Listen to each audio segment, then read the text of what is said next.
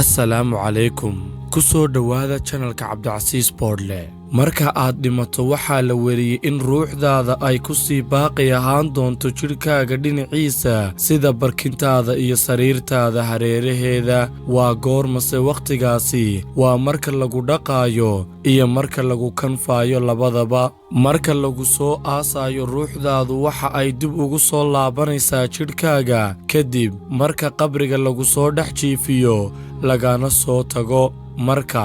lagaa soo laabto kadib waad soo toosaysaa sida qof hurdo ka soo kacay oo kale waxaa la sheegaa in aad 3 mar oo isku xigxiga aad isku dayi doontid inaad soo fadhiisato qabriga kadib waxa aad arkaysaa mugdiga ka jiro godka qabriga dhexdiisa laakiin mar walba oo aad damacdo inaad madaxa kor u soo qaaddo derbiga qabriga ayaa madaxa aad ku dhufanaysaa marka aad aragto xaaladaadu inaanay caadi ahayn ayaad rumaysan doontaa inaad ka mid tahay ahlumeydka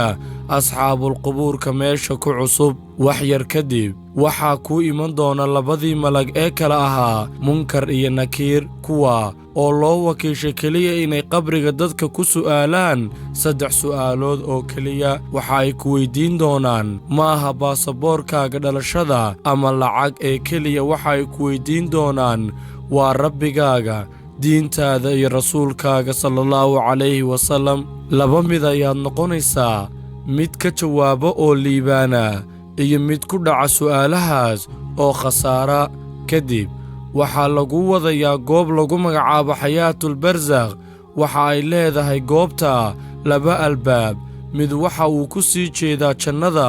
midka kalena waxa uu ku sii jeedaa xagga jahannama halkaas ayaad ku sugi doontaa xisaabta iyo isu soo bixinta qiyaamaha markaa kadib 2 meelood ayaad tegaysaa jannada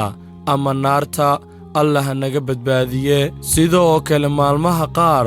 waxaa ku soo booqan doona qaar ka mid ah qaraabadaada iyo asxaabtaada waxaa la wariyaa in malag kuu imaan doono kuguna wargelin doono in qof ehelkaaga ah ku soo salaamay waxa uu kugu odhanayaa waxaa kuu imid wiilkaaga ama hooyada ama inantaada ama sidoo kale xaaskaaga ruuxdaadu way ka soo baxaysaa godka qabriga waxa ay soo koraysaa buurka sare ee carrada qabriga waxa ay rabtaa inay dhegaysato waxa uu odhan doono qofka kuu yimid ee soo booqdaha ah waxaan jeclaystay inaan naftayda iyo naftaada geerida xasuusiyo si aan uga toobad keenno dembiyada aan gelayno walaal dhammaanteen allaha noo dembi dhaafo khaatumada allah inoo hagaajiyo inta ayaan ku soo koobi doonnaa mawduuceena kooban maanta